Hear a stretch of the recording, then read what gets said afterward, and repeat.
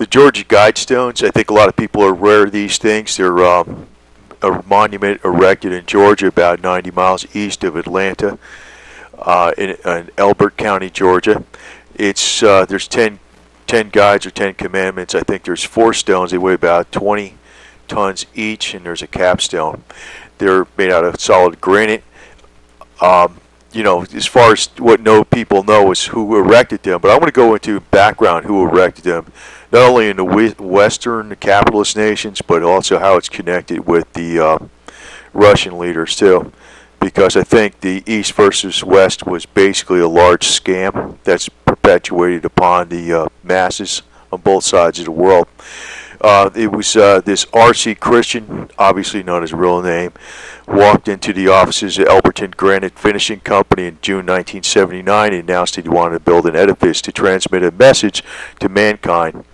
He also he wrote a book because it was in a public library of Elberton that recognized the works of Thomas Paine and the occult philosophy.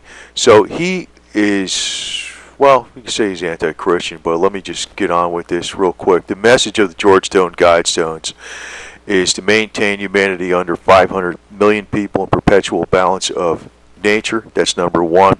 Now, being the population is 7 billion, that's 1/14 of the population will be maintained, not the 7 billion. So obviously it alludes to population reduction. Guide reproduction wisely, improving fitness and diversity, so I guess that's selective breeding. Unite humanity with a living new language, a common language. Rule with passion, faith, and tradition, all things with tempered reason. Protect people and nations with fair laws and just courts, well government.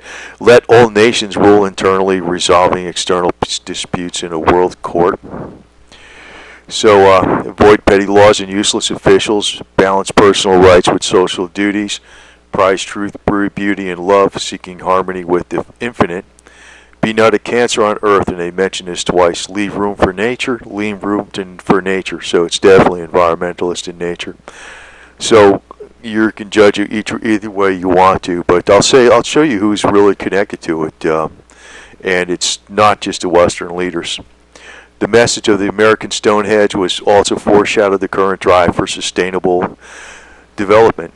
Earth Charter, which was compiled under the direction of Mikhail Gorbachev and Maurice Strong. Now I want to examine these two people. Maurice Strong is Canadian businessman, self-declared long-life socialist. He was born in April 28, 1929, Manitoba, Canada. Strong is an entrepreneur, environmentalist, and one of the world's leading proponents of the UN involvement in world affairs. His cousin was Anna Strong, a known Marxist with strong connections to Communist China. This affords Maurice Strong favored status in China and was one explanation why he's so welcome there and why he resides there most of the year. It's an interesting thing. There's also links between Maurice Strong and George Soros, and they're a major force behind Barack Obama. Also noteworthy is that when General Motors was dismantled in the United States and basically bought up by China, there's a new automobile called the Cherry that's being produced in China, but George Soros and Maurice Strong want to introduce this into the United States, which will be strong export sales for China. And I guess that would work well with the diminished economy in the United States and the expected higher gas price. That would be a strong seller. Consider that the price point would be very low, being produced in China with General Motors technology. He goes some of the quotes famous by Maurice Strong. Now he's connected with the Georgia Guidestones, okay, because it's very much the theme of what the Georgia Guidestones are about. Maurice Strong says he's a socialist in ideology and a capitalist in methodology. Yeah, he goes for the money, basically. A capitalist, he goes for the money. You can interpret it that way. The Earth Summit will play an important role in reforming and strengthening the United Nations as a centerpiece of the emerging system of democratic global governance. It's simply, another quote by him, it's simply not feasible for sovereignty to be exercised unilaterally by individual nations, however powerful. The global community must be ensured of environmental security. So, like both Soros and Maurice Strong are very much into the cap and trade, sustainability, the carbon tax, greenhouse gases, the whole theory of, along with Al Gore. Frankly, may we get to the point where the only way of saving the world would be for industrial civilization to collapse. Written in September 1st, 1997. So this is something that may be being engineered or willed by some people. They want to have industrial civilization collapse to save the world and to reduce population. Strong wrote an introduction to a book called Beyond Interdependence, which was David Rockefeller wrote the foreword. Strong said this: the interlocking is the new reality of the century, with profound implications for the shape of our institutions of governance, national and international. By the year 2012, these changes will be fully integrated into economic, political life. I really want to get on with Mikhail Gorbachev, because I think this is really interesting, because it kind of shows that the collapse of the Soviet Union was totally by design and in cahoots with the Western leaders. It's not well known that, this is an article by Ken Raggio. He's talking about from Presidium to Presidio. That's, in other words, from the presidency of Moscow, the leader of the communist, when it was the USSR. And he was moved into this established former U.S. Military base. Actually goes back to the early 1700s, and actually was controlled. It was actually under Spanish domain at one time, the Mexican domain and the Spanish domain at one time. Very old establishment, very prestigious, right across from San Francisco Bay. And basically Gorbachev was given the keys to this for his Gorbachev Foundation almost immediately after he descended from the presidency, or the supreme leadership of the USSR. And you might find this very interesting, but Malachi Martin stated, this is from a Vatican insider: it is my opinion, for instance, that the USSR did not disintegrate naturally, but was ordered to collapse. Gorbachev was told to vacate his power base, and also to inform leaders of the other Soviet bloc nations to do likewise. These orders came from the capstone. Now, what's interesting is also that Major Anatoly Golitsyn, who defected in 1961, when he wrote his book New Lies for Old in 1984, which was published in 1984, but actually all the memoranda in it were 1980 and back into the 1970s. So many years before this happened, he was predicting that this was going to happen as a ruse. That's what they would plan long term. But they are totally in cahoots with the Western leaders.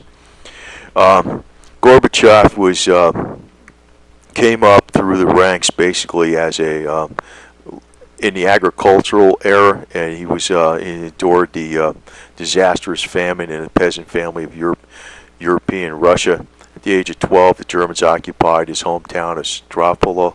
I don't know if I'm saying that right, but also you'll find this interesting. I see this clenched fist with the Occupy Wall Street movement a lot, and I definitely think that movement has been totally co-opted at the top. So I'd be very careful of, what I know people understand what's going on with the Western racketeers, if you want to call them that, in the Federal Reserve and some of the investment houses. But I'd be very careful about this movement, because you could see the same symbology is I recognize it. It looks very communistic on it externally. So,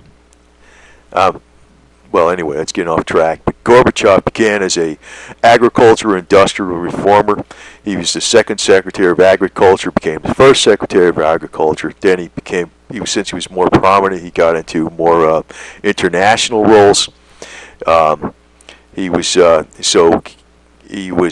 the Soviet delegation to Canada in 1983.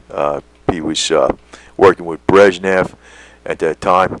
So then he was elected chairman of Supreme Soviet Foreign Affairs Commission. So he said that he made famous his concepts of openness, glasnost as a compulsory condition of social democracy and a norm for public life.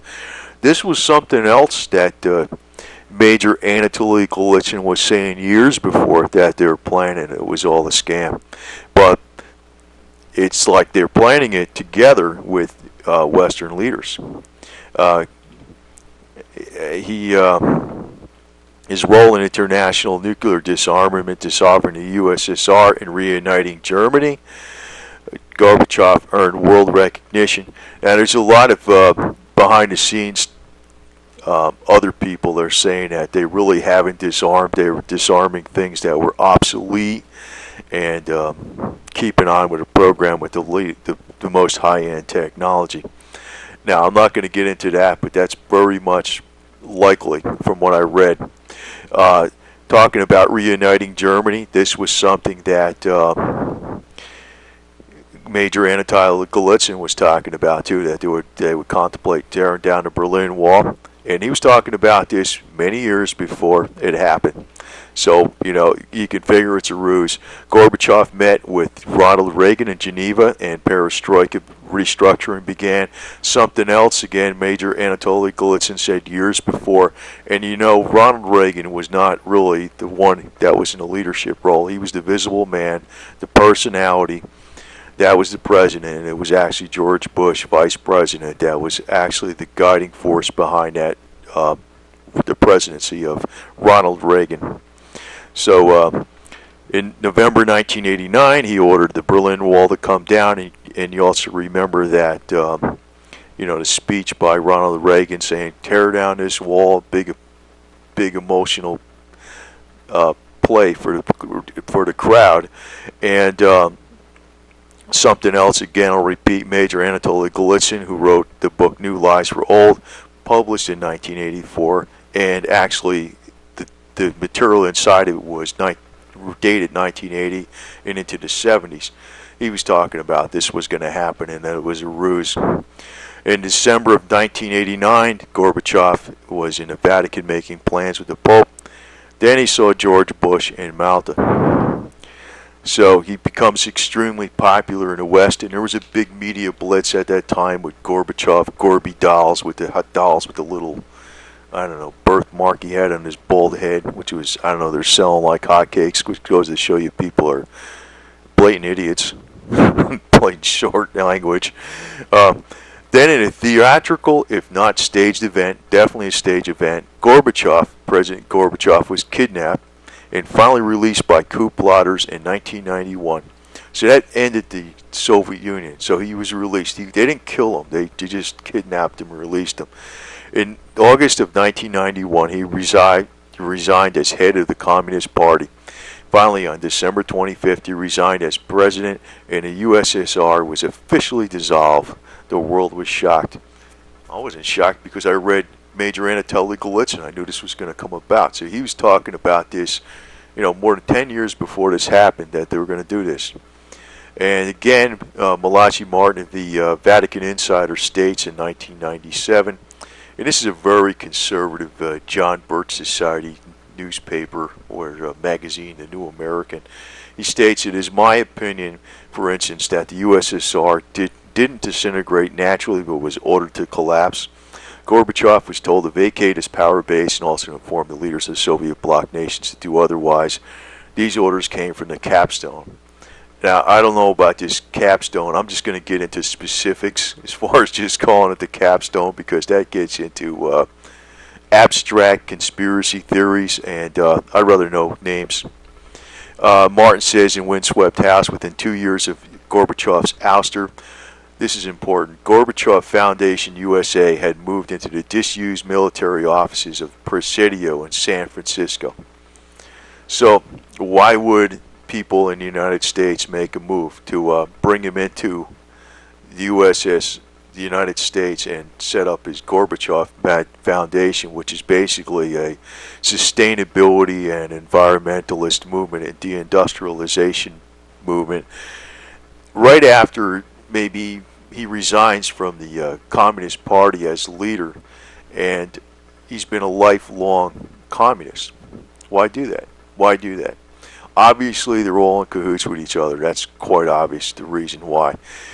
Julie McLeod, editor of Canadian Free Press, she explained that Gorbachev, via his Green Cross International, devised a legal mechanism for converting the military bases to global centers for sustainability. The breakthrough came at the 1992 United Nations Rio de Janeiro Earth Summit. So this is all connected with those Georgia Guidestones. It's not just the Western leaders. They're all in cahoots with each other. Gorbachev to help create and forward Agenda 21. You know that's about population reduction, a global sustainability document which, amongst other things, helps set the stage for converting military installations around the world into globalist activity centers. And talking about the Gorbachev-Pelosi-Murtha connection, and this same author, McLeod of the Canadian Free Press, reported that Nancy Pelosi was an investor in a real estate investment entitled Presidio Partners. Presidio Partners holdings included the Presidio property where Gorbachev would eventually set up shop. That was his Gorbachev Foundation. Nancy Pelosi worked with the Congress on the basis of Agenda 21, the United Nations Rio de Janeiro Earth Summit, and the House Joint Resolution 166 to pave the way for the Presidio to be available to such entities as Gorbachev's foundation. So John Murtha played a key role in working with U.S. Navy officials. So, I mean, they are all working together. Supposedly, this big divide between the communist and capitalist, it's never been there. They're all working together. But that doesn't mean they won't set up a war. I don't know if they're going to do that or not. It could be. But just getting on with this, October 1996, the U.S. Congress passed a sweeping reform bill, H.R. 4236, which, among other park reformations, establishes a new management structure for the historic Presidio in San Francisco. So basically, they gave it to, they call it the New World Order gang, but they gave it to, the Gorbachev Foundation. So Pelosi cheered the arrival of Gorbachev in the Presidio as a tenant. And you remember, this is only like right after he was stepped down from being the leader of the communist world. So, and she talked about from swords to plowshares. So, he just decided to, step down. And when they stormed his, where they captured him, they kidnapped him and everything, they just released him. That, to me, blatantly, hands down, is not a revolution. They would have killed this guy flat out, because if he was, if they were so risking their lives to go against a power like that, it's all force of arms. It's not going to be, they're not there to talk. And if you're already set the stage to take this guy in, they would have just taken him out, because he is a lifelong communist. That's not by any stretch of imagination was that a natural event. That was one staged event, Gorbachev's capture, kidnapping, and release, and then he just decides to step down from power. Total scam all the way. Gorbachev Foundation was the name that was titled on the when he set up shop over in San Francisco, but originally they called it the Talmapatis Institute of San Francisco, named after the local mountain, because they couldn't call it the Gorbachev Foundation at the time, because he was still in control in Russia. So they were already doing this before he was actually captured in Russia by the coup, and before he stepped down. They were already setting him up to have this Gorbachev Foundation at this Presidio in San Francisco, right across the bay from San Francisco. They already were setting him up. By May of 1991, they held a fundraising dinner at New York's Waldorf Astoria in the presence of Henry Kissinger, officials of the Rockefeller Brothers Fund, the Carnegie Endowment for International Peace, and the Ford Foundation, and the Pew and Mellon Funds. And you know about New York Mellon Bank, very old established money. all pitched in with a guarantee to supply the Gorbachev Foundation with its startup bankroll of $3.05 million. So what's going on at the Presidio, the Earth Charter composed by Gorbachev and UN environmental guru Maurice Strong, was presented at the Presidio conference. Among the invited guests to the State of the World Forum were former U.S. President George Bush, former UK Prime Minister Margaret Thatcher, Hal Havel, President of Czechoslovakia, former Japanese Prime Minister Nakasone Angelica, Bishop Desmond Tutu of South Africa, media Mongol Ted Turner, Microsoft Chairman Bill Gates, U.S. Speaker of the House Newt Gingrich, currently running for president, and Alvin Toffel, author of futuristic books like The Future Shock and The Third Wave. So these are people that are all in on it, and Republican Newt Gingrich, as in Democratic Barack Obama, are all part of the same group. I do find this extremely interesting because it does link the East with the West, the so-called New World Order. When you're talking about the Western elite, is not just the Western leaders. There's no way that is true. It is all linked together. So as far as who erected these Georgia Guidestones, I would imagine it came from these very same foundations, and that gave money to the Gorbachev Foundation, and that would be from the Rockefeller Brothers Fund, the Carnegie Endowment for International Peace, the Ford Foundation, and the Pew and Mellon funds. I would imagine there would be one or more of these were the ones that actually funded those erection of those stones and are behind a lot of this. But they are behind it in concert with the Russian leaders, and you can figure Putin's in on it. The Zhirinovsky, the opposition party, that's a big scam that's going on over in Russia. The Chinese leaders are all in on it. So just a word to the wise, when you're seeing conflict, it's a lot of it is a big ruse. Although they might have the people at the bottom level have a conflict, but the leaders could very much all be in on it. And I'd almost be able to wonder if, in the current situation with Iran, that maybe President Ahmadinejad is in on it too. Who knows? I mean, that's a total guess, but I would never know in a million years, because I think he's playing a very stupid hand when I'm looking at what he's doing. I'm getting a little off subject here, but for them to pursue nuclear weapons almost doesn't make sense, because if they drop that, they could get a lot more money in, and they could still pursue other types of offensive or defensive military plans that aren't nuclear. And they really couldn't say the word about anything. So he could be in on a ruse too. But that's one of the points I'm making about these Georgia Guidestones. It's likely in the West, it's these foundations that are behind it. And the Western and former communist leaders are all in on this too. So they're all working together. But as far as specific names, you can basically say, it's the Republican side. I mean, you see Newt Gingrich's name is on there, Bush's name is on there, Reagan's name is on it, is connected with it. So it's both parties. And Barack Obama is very much, the force behind him is George Soros and Maurice Strong, two big forces behind him. So, I don't know what to tell you, but this is quite right in your face exactly what it's about. But, I would be very careful about still going against your own country. And what's going on in the United States is very much a plan that's been in the works for many years. So that, in essence, is the name of the game. It's all scamming and putting the wool over the eyes of the public. So Occupy Wall Street itself may be a scam. And the East and the West division was a scam all along. As far as these things, I mean, they're just some stupid stones. They don't mean anything.